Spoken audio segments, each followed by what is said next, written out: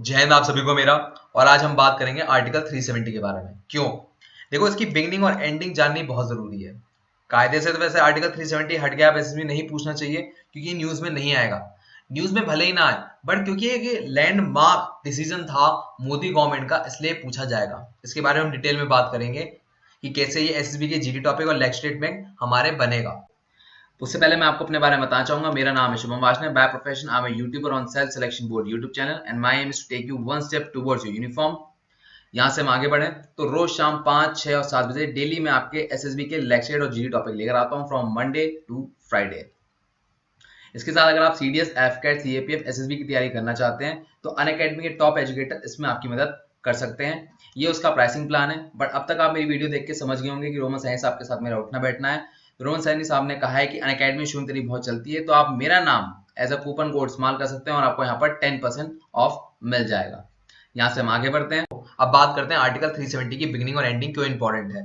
देखो, बिगनिंग और एंडिंग इसलिए इंपॉर्टेंट है क्योंकि ये जजमेंट बहुत ही ज्यादा हिस्टोरिकल था और वो मोदी गवर्नमेंट ने लिया था। बट ये मोदी गवर्नमेंट का लिया हुआ डिसीजन बहुत ही कंट्रोवर्शियल था।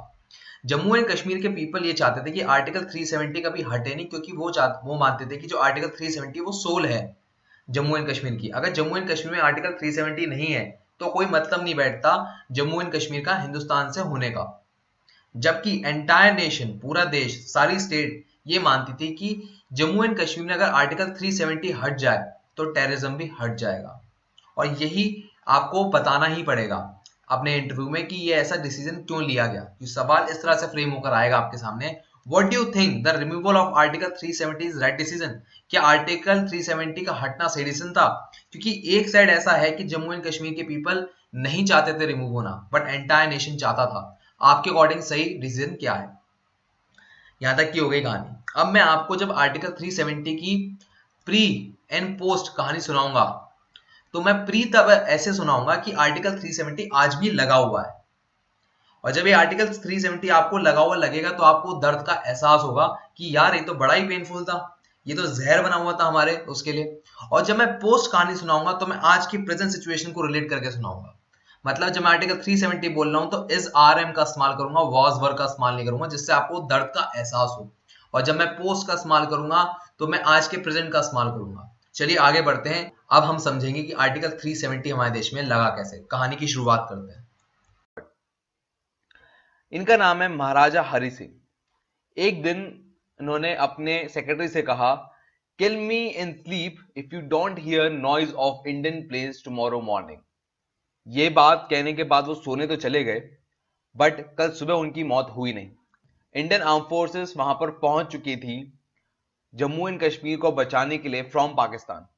पाकिस्तान ने राजा हरि सिंह की बात न मानते हुए जम्मू एंड कश्मीर पे अटैक कर दिया, to just show his power और डोमिनेंस के साथ जम्मू एंड कश्मीर को हथियाने की। और उन्होंने मुस्लिम ट्राइबल्स का साथ इसलिए लिया था, ये दिखाने के लिए कि वहां के जो नेटिव लोग हैं वही ये चाहते हैं कि पाकिस्तान के साथ वो मिल जाएं। उसके बाद इंस्ट्रूमेंट एक्सेशन साइन हुआ और जम्मू एंड कश्मीर पार्ट बन गया हिंदुस्तान का। अब देखिए, जब हिंदुस्तान का पार्ट जम्मू एंड कश्मीर बन चुका था, उसके बाद ही हमारे देश ने फौज भेजी थी, तो उसके अंदर एक आर्टिकल आ गया था उसके साथ, आर्टिकल 370। और आर्टिकल 370 जम्मू एंड कश्मीर को एक स्पेशल ऑटोनॉमी देता है। वो ऑटोनॉमी क्या है? जम्मू एंड कश्मीर को ये मिली हुई है ऑटोनॉमी कि उनका खुद का एक कॉन्स्टिट्यूशन होगा beside the constitution of India. वो सेंट्रल गवर्नमेंट को सिर्फ इतनी पावर देते हैं कि वहां पर डिफेंस, फॉरेन अफेयर और कम्युनिकेशन वो देख सकते हैं। इसके बाद उनका यह भी कहना है कि अगर आप कोई लॉ पास करते हो तो वो स्टेट गवर्नमेंट, मतलब जम्मू एंड कश्मीर की स्टेट गवर्नमेंट द्वारा पास किया जाएगा, तभी वहां इंप्लीमेंट होगा। Like example RTI. आप आरटीआई पूरे देश में अप्लाई कर सकते हो, बट आप जम्मू एंड कश्मीर में नहीं कर सकते क्योंकि वहां स्टेट गवर्नमेंट ने वो चीज अप्लाई नहीं कराई है, मतलब वहां से पास नहीं हुआ है। इसके बाद एक खास बात और है कि जो जम्मू एंड कश्मीर की असेंबली है उसका टेन्योर 6 साल का होता है, जबकि एक कोई भी स्टेट की कॉन्स्टिट्यूंट असेंबली है तो उसका टेन्योर होता है 5 साल। इसके बाद जम्मू एंड कश्मीर को एक स्पेशल पावर मिली है कि उनका एक खुद का फ्लैग हो सकता है जो कि इस तरह से दिखता है। और एक बात और की गई है कि इमरजेंसी जम्मू एंड कश्मीर में नहीं लगाई जा सकती, जो कि अंडर आर्टिकल 352 मेंशन है। बट आर्टिकल 370 को पूरी तरह से हटाया जा सकता है या अमेंड किया जा सकता है विद द कॉन्करेंस, और मैं कहूं आम शब्दों में सहमति के साथ, स्टेट असेंबली की और सेंट्रल गवर्नमेंट की। तो ये था पूरा आर्टिकल 370। अब हम बात करते हैं आर्टिकल 35A की। अब देखिए कई स्टूडेंट्स को जब हम एसएसबी में पूछा जाता है तो थोड़ा कंफ्यूजन होता है आर्टिकल 370 और 35A में डिफरेंस क्या है। देखिए आर्टिकल 370 तो उसे स्पेशल ऑटोनॉमी देता है, जम्मू एंड कश्मीर को हिंदुस्तान में जुड़ने के बाद एक स्पेशल ऑटोनॉमी देता है आर्टिकल 370। पर आर्टिकल 35A वहां के जो परमानेंट रेसिडेंट और उनकी स्पेशल राइट्स को डिफाइन करता है। आर्टिकल 35A डिफाइन करता है कि हमारे जम्मू एंड कश्मीर के परमानेंट रेसिडेंट कौन होंगे, और ये आया आर्टिकल बाय प्रेसिडेंशियल ऑर्डर 1954 में। अब देखिए कोई भी चीज जो प्रेसिडेंट ऑर्डर के अंडर आती है वो 6 महीने से ज्यादा नहीं चलती, उसको लोकसभा से पास होना जरूरी है। आर्टिकल 35A के अंडर ये बात कही गई कि यहाँ का परमानेंट रेसिडेंट वो होगा जिसे स्टेट सब्जेक्ट के द्वारा ये अनुमति दी गई हो कि भाई ये बंदा यहां रह सकता है, मतलब उसको एक सर्टिफिकेट दिया जाएगा कि भाई तुम यहां पर एक परमानेंट रेसिडेंट हो, अगर स्टेट गवर्नमेंट देती है, या आप 1954 से पहले 10 साल आप यहां पर रहे हो और आपके पास खुद की एक जमीन हो, प्रॉपर्टी हो लॉफुली, तो ही आप यहां के परमानेंट रेसिडेंट हो। इसके बाद आर्टिकल 35 ये बताता है कि यहां के लोगों के पास ड्यूअल सिटीजनशिप है, मतलब वो पहले जम्मू एंड कश्मीर के सिटीजन है, उसके बाद इंडियन सिटीजन है। उसके बाद ये बताता है कि जो नॉन परमानेंट रेसिडेंट हैं वो यहां पर ना तो जमीन को बाय कर सकते हैं, ना प्रॉपर्टी को ओन कर सकते हैं, ना ही वोट दे सकते हैं, ना ही इलेक्शन लड़ सकते हैं, ना ही कोई government job Jammu and Kashmir की ले सकते हैं। इसके बाद कुछ ऐसे भी प्रोविजन हैं जो कि एक ह्यूमर के फॉर्म में काफी समय तक रहे, जैसे कि अगर एक आदमी किसी औरत से शादी करता है जो कि जम्मू एंड कश्मीर की नहीं है, किसी और देश के पार्ट की है, तो उसकी सिटीजनशिप वहां की नहीं जाएगी। पर वहीं अगर एक औरत किसी आदमी से शादी करती है जो कि किसी और स्टेट का है इंडिया की, तो उसकी सिटीजनशिप छीन ली जाएगी। बट अगर वही वुमेन किसी पाकिस्तानी आदमी से शादी करती है तो उसकी सिटीजनशिप राइट वहां से नहीं छीनी जाएगी। 2002 में वहां के जम्मू एंड कश्मीर के हाईकोर्ट ने कहा कि वुमेन और मैन की राइट इक्वल होनी चाहिए, तो इसमें एक चेंज कर दिया गया कि भाई वुमेन की राइट मतलब सिटीजनशिप तो नहीं छीनी जाएगी, पर जो उसके बच्चे होंगे उसको वहां पर permanent resident of Jammu and Kashmir नहीं मिलेगी। तो ये था आर्टिकल 35A। इसके बाद एक सवाल और पूछ लिया जाता है एसएसबी में, why don't we give Jammu and Kashmir to Pakistan और give independence to Jammu and Kashmir. देखिए इसके पीछे इसके कई तरह से आंसर फ्रेम हो सकते हैं, बट मेरे हिसाब से आप इन पॉइंट्स को यूज करें और अपने आंसर को अपने अकॉर्डिंग फ्रेम करें। क्या क्या वो पॉइंट है, वो ये है कि सर जम्मू एंड कश्मीर एक इंटीग्रल पार्ट ऑफ इंडिया है लाइक एनी अदर स्टेट। जो यहां पर आज हो रहा है जम्मू एंड कश्मीर में, पहले कभी ये पंजाब में 1984 से पहले होता था जहां पर खालिस्तान मूवमेंट की बात की जाती थी। पर अगर आज की आप पंजाब को देखें तो वो डेवलप हो रहा है, वहां पर इकोनॉमिकली ग्रोथ हो रही है, वहां के यूथ वहां की ग्रोथ में एक पार्ट बने हुए हैं, और आने वाले समय में हम जम्मू एंड कश्मीर में भी ऐसी चीजें देखेंगे। और इसकी एक सबसे बड़ी वजह यह है कि इंडियन आर्मी ने अपनी तरफ से इनिशिएटिव लिया है ऑपरेशन सद्भावना, मतलब गुडविल सर, जिसमें उन्होंने कई सारे बहुत सारे इनिशिएटिव लिए हैं, जैसे आर्मी सुपर 30 इनिशिएटिव जिसमें वो आईआईटी जेई की तैयारी करा रहे हैं, English medium army goodwill school जो कि एलओसी के पास जो गांव है वहां पर वो चल रहा है, वुमेन एम्पावरमेंट सेंटर किए हैं, स्पोर्ट्स लाया गया है जिससे यूथ कहीं ना कहीं बॉल एंड स्टोन पेडलर जैसी संघ में ना जुड़े और वो स्पोर्ट्स में इंक्लाइन रहे और कहीं ना कहीं वो ग्रोथ का पार्ट बने। तो जब ऐसे इनिशिएटिव कंसिक्यूटिवली हो रहे हैं, मतलब बार बार करे जा रहे हैं, तो कल जो यूथ डेवलप होगा वो एजुकेटेड होगा, फोकस होगा और गोल अपने लाइफ गोल पे ध्यान दे रहा होगा, कहीं ना कहीं वो एक जम्मू एंड कश्मीर की इकोनॉमी प्लस हिंदुस्तान की इकोनॉमी का एक बहुत बड़ा हिस्सा बन जाएगा। हमने अभी तक आर्टिकल 370 की हिस्ट्री समझी, हमने ये भी समझा कि जम्मू एंड कश्मीर हमने पाकिस्तान को दे क्यों नहीं दिया। अब इसके बाद हम समझेंगे कि आर्टिकल 370 हटा कैसे। ये हम पोस्ट पे आ रहे हैं, आज की प्रेजेंट सिचुएशन पे आ रहे हैं। मोदी गवर्नमेंट ने ऐसे आर्टिकल 370 को कैसे हटाया, जो आज तक 70 साल में कोई सरकार नहीं हटा पाई, वो एकदम से आके क्यों हटा गए, इसे कैसे हटा गए। क्योंकि आज तक आर्टिकल 370 हम ये समझ लेते हैं कि कभी हट ही नहीं सकता है, बड़ा कॉम्प्लेक्स है। क्यों? कारण ये था कि अगर आर्टिकल 370 को हटाना है तो जम्मू एंड कश्मीर की जो गवर्नमेंट है उससे परमिशन लेनी पड़ेगी। अगर वो कह देगी कि आर्टिकल 370 हटा दो तो हट जाएगा। अब यही कहानी हम समझेंगे, बढ़ते हैं आगे। अभी हम ये जानेंगे कि आर्टिकल 370 आज की प्रेजेंट सिचुएशन के रिगार्डिंग कैसे एसएसबी में पूछा जाएगा। ऐसा हो सकता है पर्सनल इंटरव्यू में आपसे पूछें कि मलेशिया ओपनली सपोर्ट कर रहा है पाकिस्तान का, और सेम केस बैठ रहा है तुर्की के साथ। तुर्की भी सपोर्ट कर रहा है कि पाकिस्तान सही है और ये कश्मीर इशू नहीं बनना चाहिए, और यहाँ पर कश्मीर को एक आर्टिकल 370 का रिमूवल बिल्कुल नहीं होना चाहिए था। तो क्या ये जो दो कंट्री हैं जो पाकिस्तान का साथ दे रहे हैं, क्या वो वर्ल्ड पे कोई इंपैक्ट करेगा, इंडिया की इमेज पे इंपैक्ट करेगा? मैं कहूंगा नहीं, छोटे शब्द में। पर यहाँ पर जो हम फोकस करेंगे वो सिर्फ मलेशिया पे ही फोकस करेंगे, तुर्की पे नहीं करेंगे। रीजन क्या है? मलेशियन आसियान नेशन का पार्ट है और आसियान नेशन के साथ हमने एक्ट ईस्ट पॉलिसी का एक नाता बना रखा है कि हम एक्ट ईस्ट पॉलिसी भी करेंगे। पर जिसके साथ हम अच्छे नाते बनाना चाह रहे हैं, अच्छे रिलेशनशिप बना रहे हैं, और वही हमारे खिलाफ बोल रहा है, तो उसका हमारे पर इम्पैक्ट क्या होगा उसको हमें समझना पड़ेगा, क्योंकि वो हमारे लिए कहीं ना कहीं डिसएडवांटेज का काम करेगा। बट वहीं पर तुर्की के साथ हमारे कोई ऐसे रिलेशनशिप नहीं है, ना ही कोई एडवांटेज है, तो वो कुछ भी बोलते रहे, हमें कोई फर्क नहीं पड़ेगा, क्योंकि तुर्की ऐसा कोई वर्ल्ड पावर है नहीं। चलिए पूरी कहानी समझते हैं आर्टिकल 370 की, और ये मलेशिया इतना कह क्यों रहा है इसकी पूरी कहानी समझते हैं। चलिए आगे बढ़ते हैं। अब हमें आर्टिकल 370 को समझने के लिए हमें 2014 में जाना पड़ेगा। 2014 में बीजेपी का मैनिफेस्टो निकलता है, उसमें कहते हैं कि आर्टिकल 370 को वो हटा देंगे।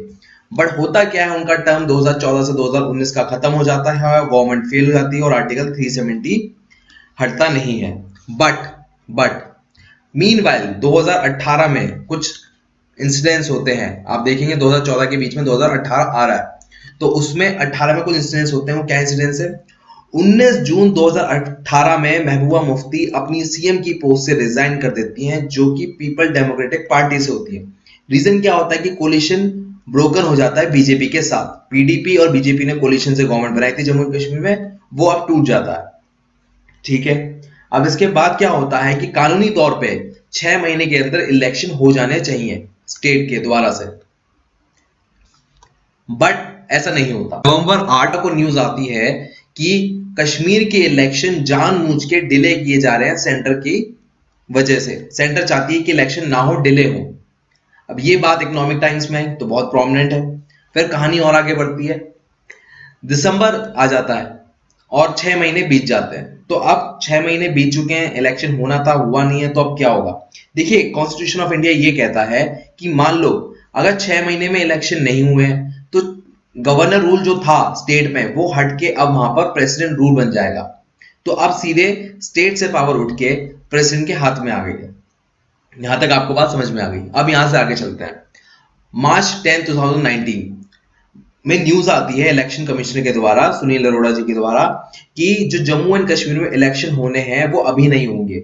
क्यों? क्योंकि लोकसभा के इलेक्शन भी आ रहे हैं और जम्मू एंड कश्मीर के इलेक्शन भी आ रहे हैं, तो दोनों में सिक्योरिटी प्रोवाइड करना बहुत मुश्किल होगा। जम्मू एंड कश्मीर में सिक्योरिटी ज्यादा चाहिए होती है। ठीक है, बात समझ में आ रही है? तो यहां से इलेक्शन डिले कर दिए जाते हैं।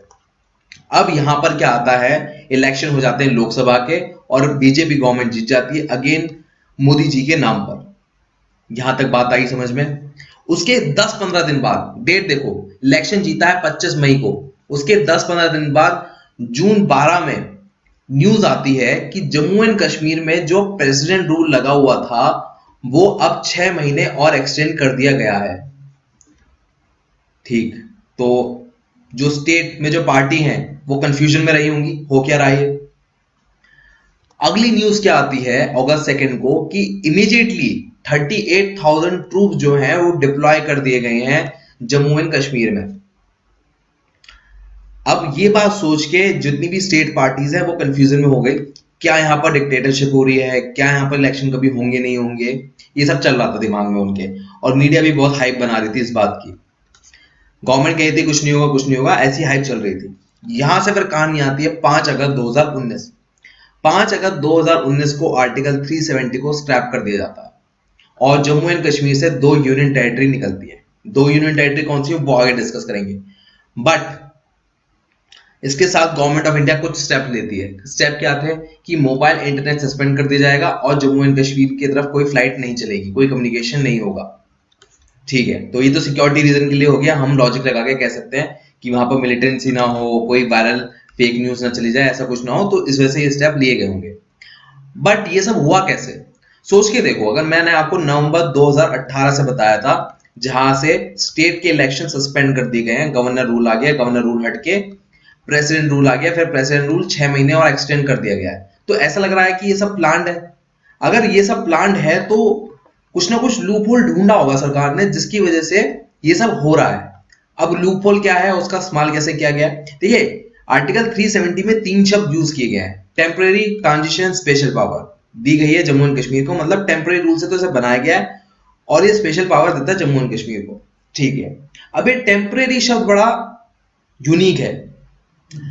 कॉन्स्टिट्यूशन के टर्म में टेम्परेरी रूल लाने के लिए लाना पड़ता है ऑर्डिनेंस, और ऑर्डिनेंस पास करता है प्रेसिडेंट। अब प्रेसिडेंट के पास ये ताकत होती है कि आप ऑर्डिनेंस को जारी भी कर सकते हैं और ऑर्डिनेंस को वापस ले भी सकते हैं। तो 1947 के टाइम से लेके अब तक सिर्फ वो ऑर्डिनेंस था, अगर वो ऑर्डिनेंस हट जाए तो हमारी बात बन जाएगी। पर इस आर्टिकल 370 में एक क्लॉज और था, जो उस वक्त के प्रेसिडेंट ने कहा था कि प्रेसिडेंट के कहने पे हट तो सकता है, पर जो स्टेट में गवर्नमेंट हो उसके मंजूरी भी चाहिए, ठीक है। अब यहां पर सीन क्या आएगा, स्टेट में तो आपको पता है जो महबूबा मुफ्ती हैं उन्होंने रिजाइन कर दिया, तो वहां पर अब स्टेट में कौन पावर में है, वो है गवर्नर सत्यपाल मलिक। और जो गवर्नर होता है वो सेंट्रल गवर्नमेंट का ही एक तरह से इनडायरेक्टली कर्मचारी होता है, उनके लिए ही काम करता है, सेंटर के लिए ही काम करता है। तो प्रेसिडेंट ने तुरंत पास कर दिया आर्टिकल 370 हटा दो, गवर्नर से परमिशन ले ली, हाँ जी हटा दो, कोई दिक्कत नहीं है, और 370 एंड 35A एक झटके में हट गए। दोनों ही ऑर्डिनेंस से आए थे और दोनों एक झटके में हट गए। कहानी यहां पर खत्म होती है। अब कहानी में एक नया मोड़ आता है, वो है कि Jammu and Kashmir 2 union territory में बंटा गया है। दोनों यूनियन टेरिटरी कौन कौन सी हैं? पहला तो है जम्मू एंड कश्मीर। पहले हम जम्मू एंड कश्मीर में लद्दाख को भी काउंट कर लिया करते थे, पर अब इसको थोड़ा डिस्टिंक्ट किया गया है। जम्मू एक अलग रीजन है जो नीचे की तरफ आता है यहां से, और कश्मीर ऊपर का रीजन है। अब इस पूरे को एक यूनियन टेरिटरी बना दिया है और यहाँ पर लेजिस्लेचर देती है, मतलब यहाँ पर पार्लियामेंट होगी यूनियन टेरिटरी की, जैसे दिल्ली में होती है, चंडीगढ़ में होती है वैसे। और वहां पर लेफ्टिनेंट गवर्नर होंगे, जैसे दिल्ली में लेफ्टिनेंट गवर्नर आपने सुने होंगे ना, अरविंद केजरीवाल कहते हैं कि लेफ्टिनेंट गवर्नर कुछ काम नहीं करने देता, तो वो लेफ्टिनेंट गवर्नर अब यहाँ पर भी होंगे। अब लद्दाख में लेजिस्लेचर नहीं होगी, वहां पर सीधे लेफ्टिनेंट गवर्नर होंगे। यहां तक की बात हो गई, समझ में आ गई। अब कहानी और आगे बढ़ती है। अब बैटल होता है वर्ड्स का पाकिस्तान और इंडिया के बारे में। पाकिस्तान बार-बार न्यूक्लियर का थ्रेट देता आ रहा है और इंडिया डिफेंड कर रहा है कि उससे कोई मतलब नहीं है, और वहां पर सरकार कौन चलाता है किसी को नहीं पता। ऐसे कुछ ना कुछ बातें चल रही हैं। पर इनमें से जो सबसे इंपॉर्टेंट बात है जो आपकी एसएसबी में पूछी जाएगी वो होगी यूनाइटेड नेशन जनरल असेंबली, क्योंकि बहुत बड़ा प्लेटफॉर्म होता है, दुनिया के वर्ल्ड लीडर्स आ रहे हैं, हर बात को रिकॉर्ड किया जा रहा है, तो यहाँ पर इन बातों का बहुत इंपॉर्टेंस होता है।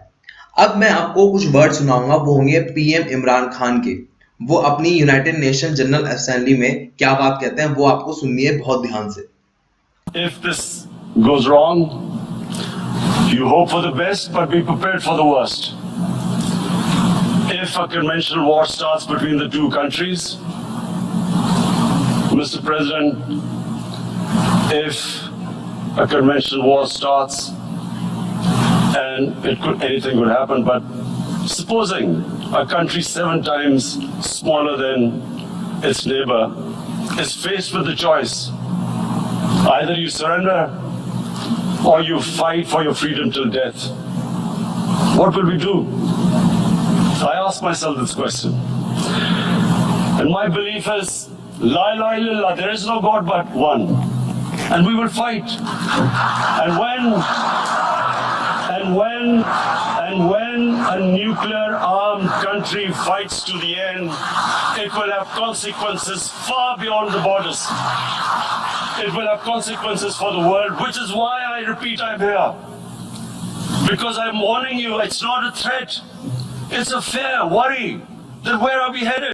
अभी इमरान खान जी इतनी स्पीच में इतने एग्रेसिव वे में कह क्या रहे थे? वो ये कह रहे हैं कि मैं सुसाइड करूंगा और जो इसका चार्ज होगा ना मर्डर का, वो आप लोगों पे आएगा, पूरी दुनिया पे आएगा। वो ये बात कह रहे हैं, ठीक है। ये पूरी आदत है हमेशा से पाकिस्तान की, ये बात हम जानते हैं। पर कहानी में एक नया नाम आता है, वो आते हैं मलेशिया के पीएम डॉक्टर महातिर मोहम्मद। ये सपोर्ट में आ जाते हैं पीएम इमरान खान के और कहते हैं कि कश्मीर में जो हुआ वो गलत है। और ये एक बात और कहते हैं अपनी स्पीच में, मैं आपको सुनाता हूं, जरा ध्यान से सुनिए। United Nations.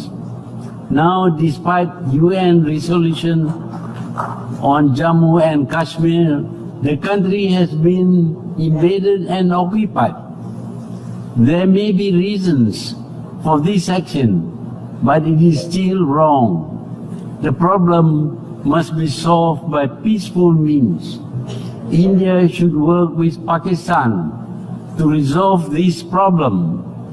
Ignoring the UN would lead to other forms of disregard for the United Nations. अब अगर आपने इनकी स्पीच सुनी हो तो उनकी स्पीच में एक शब्द था, उन्होंने जम्मू एंड कश्मीर को एक कंट्री बोला, ध्यान से अगर आप सुनेंगे। और यही जो उन्होंने वर्ड्स बोले थे उसका एक क्रक्स उन्होंने अपने ट्वीट में भी कहा। जरा यहाँ पर देखिए, यहाँ पर आपको कंट्री लिखा हुआ दिखेगा जम्मू एंड कश्मीर के बाद।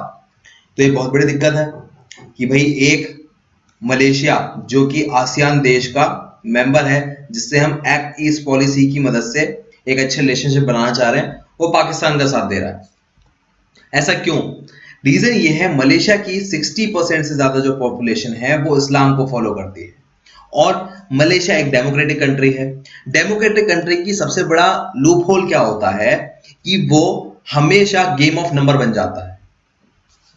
अब वो गेम ऑफ नंबर बन जाता है तो इसकी वजह से वो सिर्फ वोट बैंक बनाना चाहता है अपना, कि देखो हम हमेशा इस्लाम के साथ खड़े हैं और वोट हमें ही देना। तो एक तरह का ये सब एक पॉलिटिकल स्टंट था और कुछ नहीं। अब सवाल यह आता है, क्या इंडिया को इससे वरी होना चाहिए? यही आपका सवाल था, याद रखिएगा। मैंने आपसे पूछा भी यही था, क्वेश्चन ये था, मलेशिया ओपनली पाकिस्तान को सपोर्ट कर रहा है यूनाइटेड नेशन जनरल असेंबली में, तो इंडिया की क्या इमेज खराब होगी? नहीं, इंडिया की अभी इमेज खराब नहीं होगी, पर आने वाले 5 साल में अगर कोई डेवलपमेंट जम्मू एंड कश्मीर में नहीं हुआ तो सवाल जरूर उठेगा इंडिया पे कि आर्टिकल 370 को हटाने का फिर मतलब क्या रहा, क्योंकि आपने तो कहा ही ये था कि डेवलपमेंट होगा। अब ये डेवलपमेंट होगा कैसे? देखो, जो प्रॉब्लम आ रही थी वो सिर्फ प्रॉब्लम आ रही थी कश्मीर रीजन में, श्रीनगर, पुंछ और कुपवाड़ा। अब इन तीनों रीजन के अलावा कहीं भी टेररिज्म की कोई प्रॉब्लम नहीं है। जम्मू टेररिज्म फ्री है, लद्दाख टेररिज्म फ्री है। होता क्या था, क्योंकि मेजॉरिटी ऑफ पॉपुलेशन यहाँ कश्मीर वाले रीजन में थी, तो जो पार्टी जीत के आती थी वो यहाँ के एरिया के हिसाब से डिसीजन लेती। मान लो 30 दिन के लिए बंद करना है पूरा कश्मीर, कोई एजुकेशन सेंटर नहीं खोलना, कोई यूनिवर्सिटी नहीं खोलनी, तो लद्दाख भी इससे सफर होता था और जम्मू भी सफर होता था।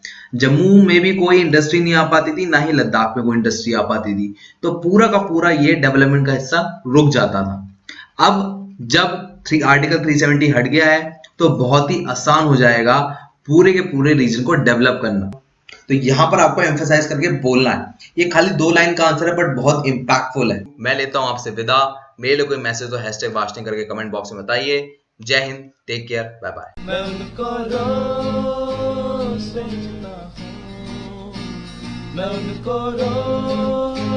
सोचता हूं, वो है